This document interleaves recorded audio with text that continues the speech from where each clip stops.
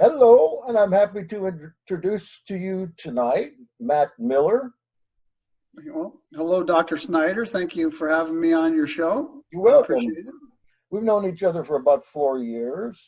Matt has taken a move in the last couple of years down here to the paradise of Florida, and a lot of people in my circles know him, and I've been trying to get him on for a long time. So for you that know him, here he is, and I'm going to just ask him a question, and I probably won't have to say another word the whole rest of the time. Could be. That is, how would you describe yourself? Mm, Tell I, us about yourself. well, I give you the short answer is truth seeker. And I don't mean just truth seeker about the Bible. I mean truth seeker about life in general, science, philosophy, religion,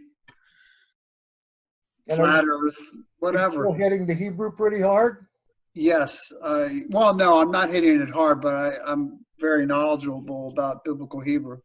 I've studied it for 15 years, but I haven't studied it much in the past 4. Or And maybe, gosh, longer than that, back to 2002 I started. So I guess we're on 17 years.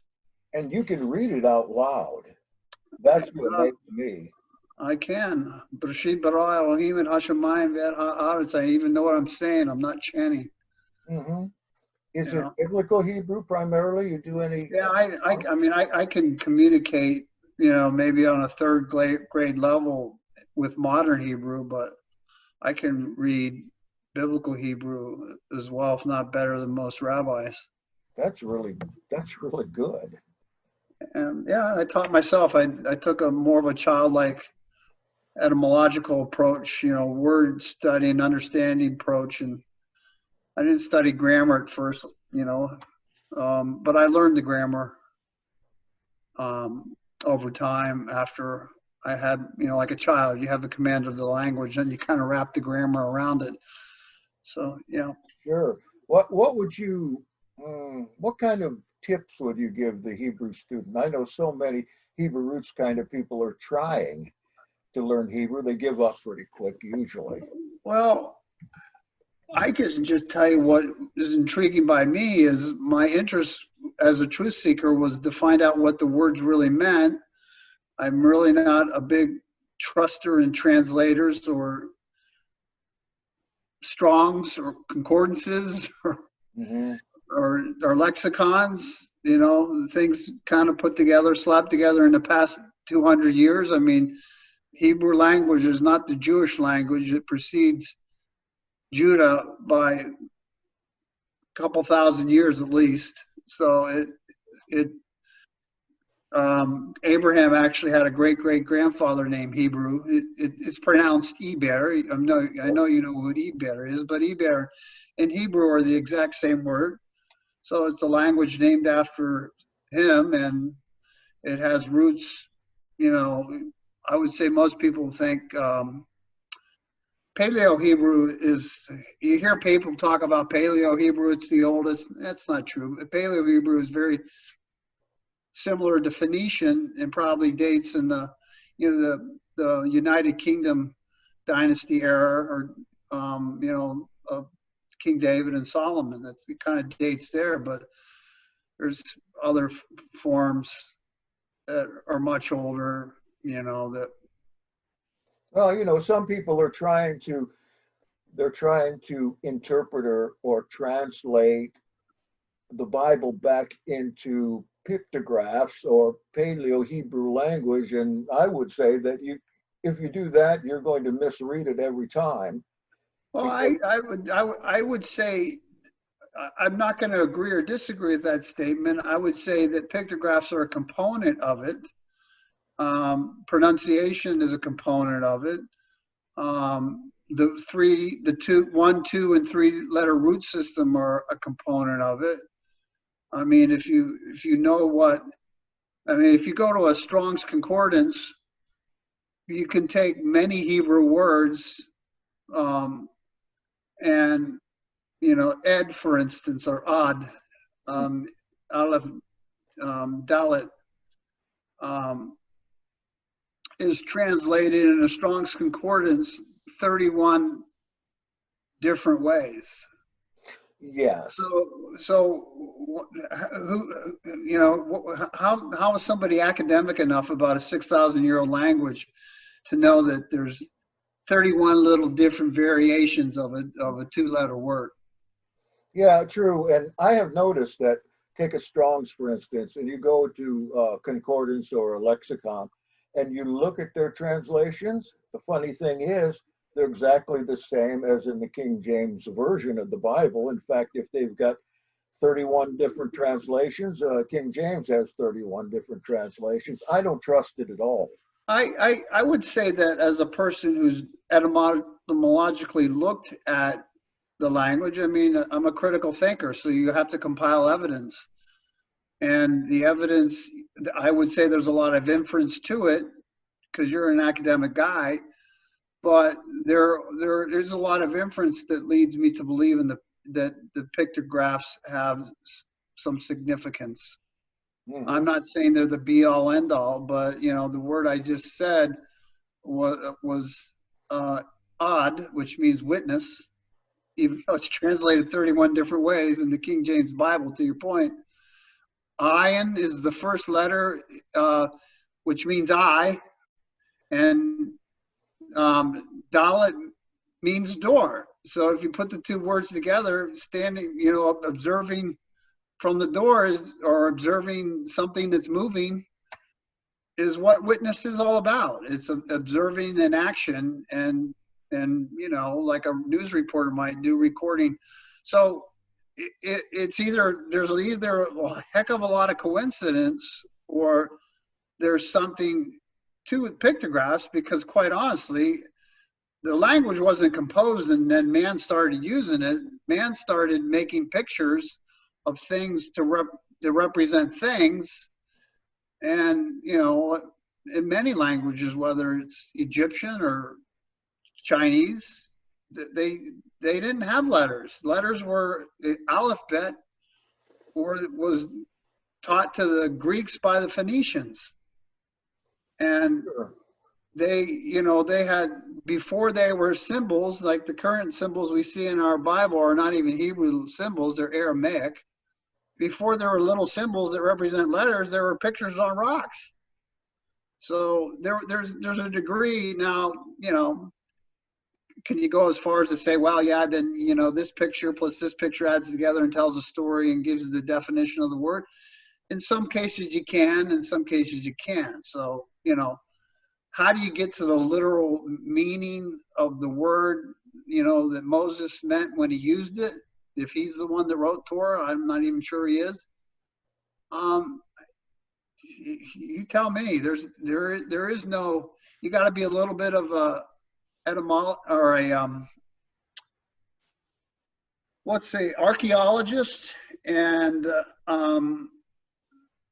what's the complement to the archaeologist? He looks at the rocks, and who's the guy that interprets the rocks? The, you know, not the paleontologist, but The I can't. I just, stenographer. yeah, whatever. So, you know, it's all there. There's no recorded books or teachings or whatever. So, if you really want to try to understand what these words mean, there's a lot of inference. So, you know, all these holy namers going around saying they know how to say the name. Well, baloney, you know, unless you have a recording of Moses saying the word, you know, you're really just taking a guess. Well, I had a real good background in Latin and Greek roots, and still today, that helps me an awful lot. I don't deal much with Hebrew unless it's Yeah, literate. well, you know, you just clarified what I would say. What would I advise the people? Mhm. Learn the roots. There's only 1,400 of them. I mean, what, there's 50,000 words in the English language and there's only 1,400 roots? You can learn a lot of Hebrew, you know, just by learning the root system quick. You know, a good, I'm looking for, there's a good book. I can't find it that breaks out the roots. I know, you know, Jeff Benner does the whole pictograph stuff, but there's a guy that put all 1,400 roots in one lexicon, and it's a pretty compelling way to study the roots. Everything is a derivative of something else, just like my Greek wedding. If you look at all the Romance languages, there's some sort of, you can really critically look at them and find out there's a root that all words came from. And in my opinion, the Romance languages came from the Semitic languages, not vice versa. Yeah, I think you're right. Like on the Romance languages, for me, I can look at any Romance language and gig through it and translate it fairly well. Exactly. The Latin and Greek roots. That's right. That's right. So that you gave the advice that I couldn't give. Study the roots. It's the same process, because then you'll see the roots in Aramaic, and you'll see them in Arabic, and you'll see them in Syriac and Phoenician and everything else, because the roots are all very similar. If you think of the name of that book, I'm selling books. I sold all my lexicons and everything because a project I want to do. But I'm looking up because I'm trying to find it on my bookshelf, but I can't. He has a great library. I almost stole his library. The name of the rabbi was Jeremy something. I don't know. It was just one of the better. I mean, I got a library full of lexicons and concordances and some, whatever. I mean, that's all that's on my shelf. But that one particular one, I've moved so many times, and people borrow my books and then they never give them back. I was very covetous to see your library 2 or 3 times. Well, you saw about 1/10 of it, because I'd moved so many times that most of my books were in boxes. Well, speaking of moving, would you care to relate the concept of Goshen? Well, I did have a farm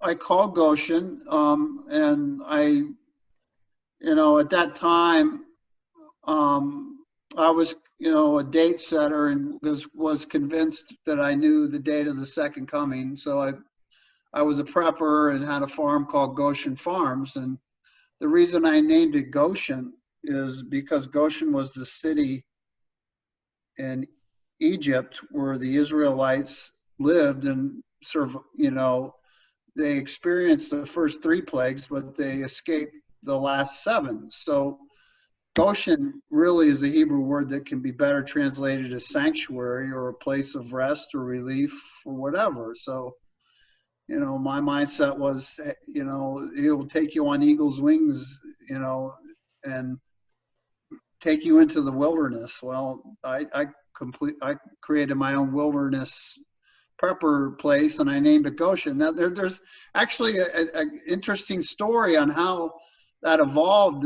When you've been to that farm, I know Goshen Farms. Times, yeah. But after I named it Goshen, the road that Goshen Farms on was McCord Hollow Road. A couple of years after that, the road, they changed the name to Goshen Church Road. So I kind of kept my faith going for a little. Well, maybe that's too much of a coincidence. Maybe it's a sign. So anyways, I did what he did on the farm, but I'd probably still be there, but I got divorced, and I had felt a different calling on my life. What was the community like there? I know that we used Goshen Farm for a number of our feasts and boot camps, but I only met the community once. Well, the community dwindled. Everybody, we tried to set up a community. We had 7 families living out there, and through bickering and jealousy and whatever people do, I don't think communities work in a secular world where you can go to Walmart anytime you want. Mm-hmm. The communities like that work if you're dependent on each other. Somebody's got to farm, somebody's got to grind and mill the grain, somebody's got to, there wasn't an interdependency. So, the community didn't work because the secular nature of people was the bicker and gossip, and so it was a nightmare of fights and jealousy and favoritism and, you know. Well, I got in there right at the end of it, and I thought the people were very nice. Had a very good time with them. March of 2016, I think. Sure. Yeah, Mhm. Passover. Yeah. I thought it was rather devastating that Satan could get into a community like that. And I began to kind of be introspective. Am I a community type? And I don't think I am a community type. It would be very hard in this time, this place. I know a lot of Hebrew roots people want to set up a community, and they think it's going to be, well, everybody's going to do their job and everything's going to work out. But if you've ever worked in a Well, church, you named your organization after a Hebrew word that almost means community, yeah, Yahad. yeah, Yahad means together in Hebrew. So Yahad is really another, could be, you could make an argument it's a Hebrew word for community. hmm Whatever reason, unless you grow up living off the land and you get used to creature comforts, it's hard to make communities work. I should say. So you went from there and moved to Venice, Florida, right across the coast from me. Tell me Correct. about that. Well, You had a I've dream in always, your life. I've always been a Hebrews chapter 11 guy. I mean, that's my book. You know, if I don't, you know, the great men of faith, Abraham, David, Noah, I've always been compelled and been a person that has felt like I needed to have a purpose in my life. Now, you know, a lot of people will go around saying, well, God told me to do this in the shower, and God told me to do this. I'm not going to say God told me to do Goshen Farms or God told me to move here, but I feel like through my intuition, I've been led to do certain things in my life. And, you know, I wish I had a hotline and a phone and God spoke to me. I don't know if he spoke directly to Abraham and told him to go to Canaan or not. I don't know if he spoke to him literally and told Noah to build an ark, but I've always had the need in my life to have a purpose, and whether God's communicated that to me through my intuition or led me through my heart, or it's just what my ego wanted to do. I like to have purpose in my life. So my purpose at the time at Goshen was, you know, the first judgment was a judgment of fire or water, and the second judgment was a judgment of, will be a judgment of fire. You know, from my knowledge of the Bible, I have a lot of knowledge, but that doesn't mean I have a lot of understanding, hmm or I have a lot. I know a lot of truth. I just have a lot of knowledge. I'm still searching for truth, but so in wanting to be the kind of person that has purpose, you know, I was Noah at Goshen Farms. I was preparing a place to survive a judgment of fire. I'm not saying God told me to do that because I'm not a prophet, hmm but I did it to please God. Let's put it that way. I mean, in my mind and my heart, I was doing that to please God. So you know, I guess my story is I was always taught to be successful and to be happy, but in my heart, I always believed it was more important to be happy, to be successful. hmm And so later in life, I've just, instead of, you know, I got an MBA and it was a stockbroker and I did all that great secular stuff because I wanted to please my secular father. Well, I think, you know, pleasing your father in heaven is more about finding your purpose and your calling. So Definitely. I've sought, I've sought my purpose. I've sought happiness. You know, if I have desires on my heart to do certain things, why shouldn't I follow that? And so I moved to my purpose. I'm not going to tell you, I'll tell you what I'm doing second, but my purpose is to inspire others and heal the brokenhearted, kind of an Isaiah 61 type of deal. I think that's my purpose in life, is to inspire people and heal the brokenhearted. Well, that's my purpose. How am I doing that? Well, I'm 57 years old and I'm trying to make it on the PGA Tour. I don't Yeah. think somebody's ever decided to try to make it on the PGA Tour at age 55 and actually accomplished it. That's amazing. So, you know, there's another tour called the Champions Tour that's part of the PGA Tour. That's a 50 and over professional golf. It's the highest level of 50 and over professional golf, and that's what I'm shooting for first. But again, it's a 50 and over touring. Most of those guys are remnants from the PGA Tour. John Daly, Freddie Couples. You know, there's a guy, and he's a man of faith. Is a really powerful testimony last year. He never played a professional golf tournament in his life. I forget his name. And he qualified to play in a a major event, and he didn't place. He didn't even do very well. But because of that, at 43 years of age, he told his wife, "I'm giving up everything, and I'm going to try to make it on the PGA Tour. Will you support me?" She said yes. Awesome wife. That's the kind of wife I'd like to find. For 7 years, he struggled. He never played in a professional golf tournament in his life. There's a backdoor way to play in a professional golf tournament. That's called a Monday qualifier. You know, if they have a field of 144, 6 of those 144 will come from a qualifying event a week before the tournament. Well, the other people are just people that have got their tour card. He played in a Monday qualifier for the Champions Tour, and in his first professional golf tournament he ever played in at age 50, he won it.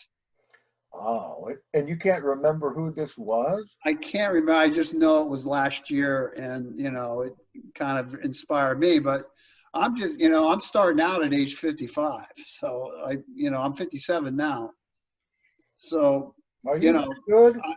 I got a short time. I got a short window. I'm sorry? Good? You're that good? Well, if I were good enough, I'd be on it. So no, I'm not good enough now. I believe I have the athletic ability and the prowess to become good enough. Yes. I mean, I'm in the top 1% of golfers in the world in terms of my skill level, but, you know, they're the top 1% of the 1%. So, you know, am I at that level? No. And I'm in shape. I don't have any physical ailments. I work out. I don't have any hip, knees, shoulders. You're very fortunate. I'm blessed. You know, I'm kind of a freak that athletically I can hit a golf ball, 300 yards at age 57. There are not too many 57-year-olds can do that. So, I'm following my heart, and, regardless of what happens, the reason I'm doing that is because I believe other people should follow their hearts. If you don't want to be a doctor or lawyer or whatever it is, you feel like somebody's talking to you being. I would like to encourage people. I always wanted to be a professional football player when I was a kid. Then I wanted to be a football coach. Well, my dad talked me out of it. So at this stage, I've learned, if anything, I'm not going to let anybody talk me out of my dreams. I had somebody tell me last week, in a very pejorative way, you are of the old guard and you're going to be disappearing pretty soon to make way for people like me. I suppose you got a lot of that when you decided at 55 to go and try out for the PG Tour. I got naysayers wherever I turn, if you want to know the truth. And I suspect there, when you were doing Goshen, instead of God telling you things, you probably had people saying, well, God told me to tell you this or that. Well, that always happens, but I've never been easily manipulated by, I've got a prophecy for you type of, people that want to lay their hands on you and anoint you and bring you under their mantle. I'm not very manipulated by that stuff. I wanted to do, because I studied the Bible hard, I studied Hebrew hard, and I really, truly believe that the second coming was close. I don't believe in a pre-trib rapture. I mean, I can easily make a critical argument against it, which I don't tend to do really, but I believe we're quite honestly, I'm more of a partial preterist. I'm not one of those Tim LaHaye, Al Heinsohn, 3.5 year, Yeah, 7 year that's tribulation guys. I think that's a bunch of baloney. I think revelations and biblical prophecy has been and is being fulfilled before our eyes. And in my mind, we're probably in the tail of the sixth trumpet judgment, waiting for the seventh. And yeah. I quite believe that honestly, he returns in the seventh. that You stuff know, came to pass in the Roman War in 66 sure. to 73, at least an awful lot of it. And oh, people won't even look at that idea. Yeah, I've been. Hey, look, I've been a futurist, and that's why I'm a truth seeker. I was raised Catholic, and a true blue, do the sacraments, pray the rosary type Catholic. So my mind has been stretched and exercised, and I like living outside the comfort zone and seeking truth. What I believe in 2 years will probably be different than what I believe now. Oh yeah, for sure, for sure. So, have you ever done any teaching of Hebrew? I know you did some classes Yes, for us. I have, and people really enjoyed it. I've been challenged numerous times to do my own YouTube videos and do it, but I've had my hands full. It was hard for me. I had to sell out of my business. That was hard. In Nashville, I sold Goshen Farms. That was hard. Um, you know, I've purged myself. I've gotten rid of all my debt, so I'm in a position to live a simple life because I'm a simple person. My ex-wives made me uh, collect stuff, and now I just spent the past 2 years getting rid of everything I collected, whatever I salvaged from the divorces I had. Makes you So, feel better though. oh my God, Same thing. Yeah, yeah. you can't put a price on freedom. No. I mean, you're right. I'd rather live simply, the simple life. With the thing I value most are my books. There's Mhm. not there's not I don't drive a fancy car. I drive a beat up GMC Terrain. I could afford a nicer car, but I, what I like about a scene, one of the words you use to describe, your ministry and, the group of people is that it's a word that means to do. Um, Asa, from the root word asa, means to do. And I'm in I was always married to women who were into form. They wanted things, Yes. or I've always been in the function. I don't need things. I just want, if the things I have, I want them to function, but I want to be active with my life. I want to do things rather than acquire possessions. Well, you've been single for a long time. I'm wondering about if you're still thinking about getting married again. But I'd love to find the right woman, but hey, I still keep the commandments, and you know, I go on these dating sites, and I've been on plenty of them, and I've been, in Nashville in particular with Southern Baptist, Church of Christ, you name it, and people are just, the minute you tell them you eat, keep the dietary laws and keep the Sabbath, and they start asking you why, they're out the back door. I mean, I can't find a good God-fearing woman. And then, then you got the messianic freaks, the control freak Jezebel types in the messianic movement that, demean and berate and pound their husbands to death, which I can't stand. So either side, the secular side, or I just like to find a simple, good, God-fearing woman. It's Yeah. not easy. You know, I dated a lot since my wife died. I had to go clear across the other side of the world to find somebody in the same lifestyle as myself. But there was more than once where the woman would say, if you'll give up your religion and just become a Baptist or something like that, then yes, but the only way you'll get me is if you become a little more conservative, I guess, in your religion. You know, this Sabbath stuff and these food ordinances, as easy as they are, seem to be such a proscriptive kind of bondage to people that are not in them. But I think you probably say the same as me. When you found Torah, you started to find freedom. I like living in a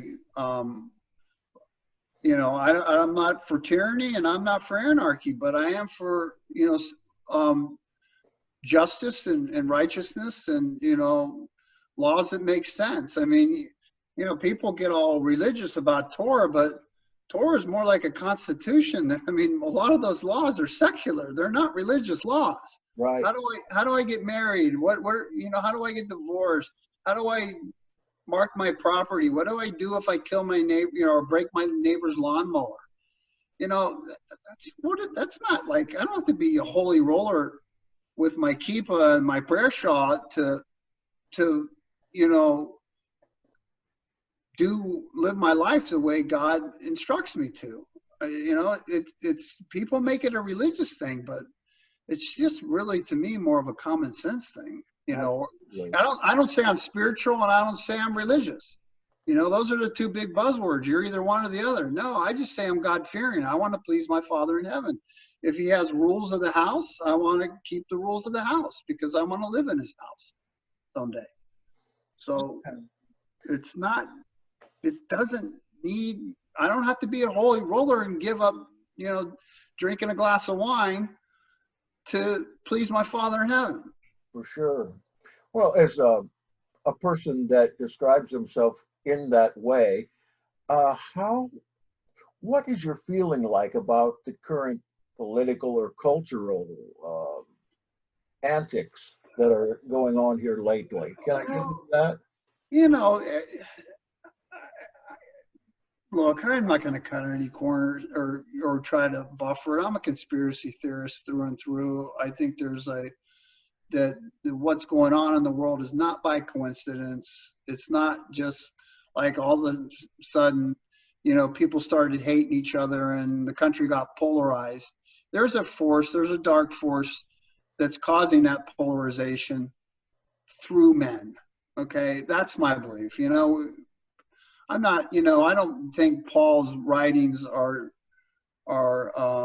inspired, but Paul made a wise comment. We don't war against flesh and blood, but, you know, principalities and demons. And I think that those dark forces through men are, you know, developing what Revelations would probably call the beast system of government. You know, some people call it the cabal, which is short for Kabbalah. Hello. Mm-hmm. You know, so I think there's powers to be that control the international banking systems, and the people that control the international banking systems control the government. And this is not just a contemporaneous thing. There's always been a beast system. sure, Always been here. People don't know their own history. People don't know the world history. People don't see that. They kind of think that Israel in the time of Yahshua was a nice, friendly little place where you could go pet the donkey and yeah. go and drink. Hey, how would you like to have been in Jerusalem when Nero burnt the whole city down? I mean, good grief, those people went through more hell than what we could ever imagine. It's like Josephus says, there's never been anything like this before. There'll never be again. You know, Maybe exactly. I don't know. Sure. So, yeah, it's very, very like-minded, you know. But look, so we're, you know, if you're conservative, you're a racist, and if, you know, you're liberal, you're an anti-fa, whatever. It's some dark force is polarizing people, because I don't remember our world being polarized like this 10 years ago. No, not even 10 years ago. Yeah, I mean, so There's the dark internet, forces at work now. yeah, it's Hey, like, spiritual eye can almost see them with the naked eye these days, especially when you look on politicians. I yeah, mean, you can almost see what's inside of them as some black goop that's just dripping through with the outside skin and bones, and the rest on the inside is nothing but foul. I don't even think that they realize it sometimes. I'm not going to mention names, but it's the usual names that are bantered around. they're just organic bags of bones with no, their spirits are dead, or, and they're certainly susceptible and be manipulated. But, is it an accident that they all spread the same message? Where did they get the message from? Why are their talking points on CNN always the same, or MSNBC, or Fox News for that matter? I mean, I lean conservative, but, Fox is just as biased as any of them. Who's So fueling that? Is it, do I you think think, it's I think, I think again, it goes back to the people want to polarize. There's a group of elite people, whoever they are, who want to polarize us on purpose, and they control the banking system. But if you control the central banking system, the IMF or the Federal Reserve, whatever, and I default to my bank, they take my house. So what if that bank defaults to the Fed? The Fed owns everything. The international banking system, I think, is in a systematic means of population control, and I think that they're trying to pit people against people to devalue assets, so and make disharmony and have mind control over the sheep. Hey, what did Yeshua said? The hired hand won't give his life for the sheep. Well, these hired hands that we put in Washington or on the pulpits are not looking out for us. for sure? Now, let me ask you, how about COVID? Do you think that's a conspiracy or has been made into one? Do you think that's a man-made virus made? I don't think it came from accidentally from bat swing. I mean, No, I think that's ridiculous. Look, I see all the stuff, and I see all the the news stuff, and I see all the conspiracy theory stuff. I don't know. I mean, do I? I mean, do I think that there are forces that made a? I mean, what is a virus? It's a package of RNA and DNA. Yes. That's all it is. It's not even a living, breathing cell. It is lifeless, RNA and DNA, but it can interject its RNA and DNA into our RNA and DNA.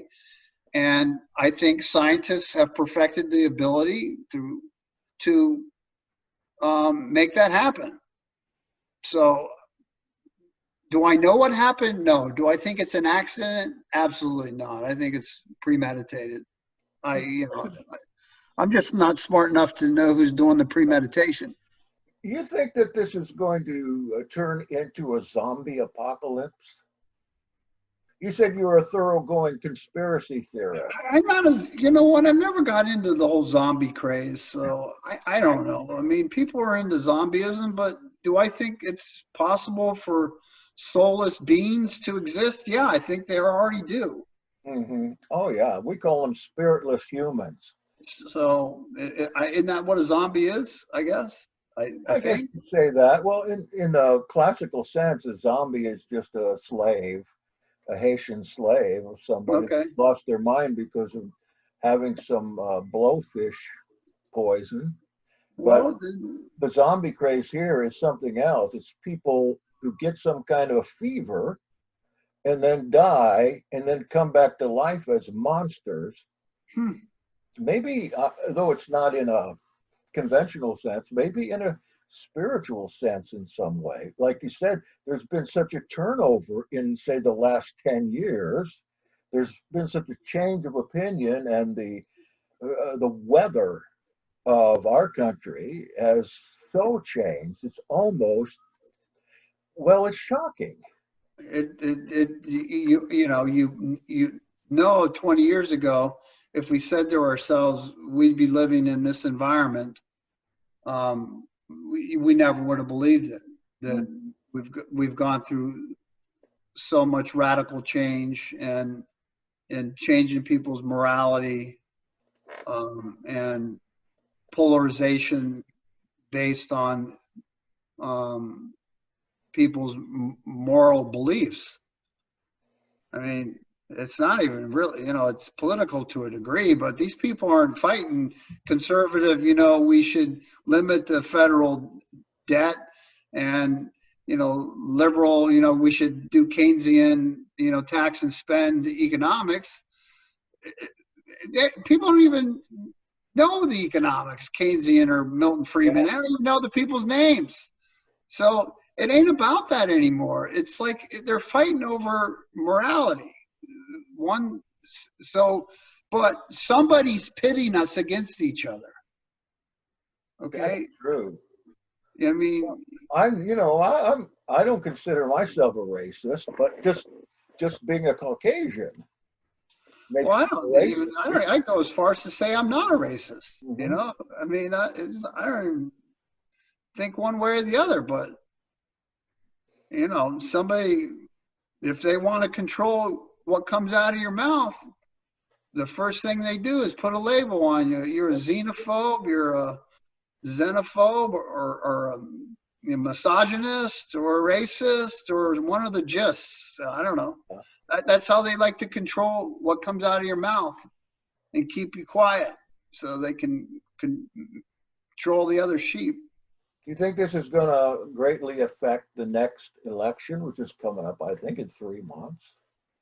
Let's see, September, yeah, coming up in 3 months. I'm baffled. I don't know what's going to happen. Too, absolutely baffled.